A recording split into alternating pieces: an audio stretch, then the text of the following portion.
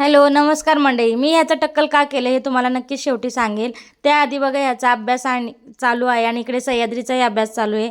अभ्यासाच्या नावाने काही होत नाही, पण ते कसं आहे टाईमपास करायचं. दादा करतोय ना, तर मलाही करायचं आहे. त्यामुळे चाललं आहे तिचा असा उद्योग आणि इथे हा लाजतोय कारण की त्याचं टक्कल केलं आहे. त्याचं टक्कल का केलं आहे कारण ज्यावेळेस त्याचे जावळ काढले होते ना, त्यावेळेस एक शेंडी ठेवली होती. त्याचा एक नवस होता, तो नवस फेडला होता आम्ही.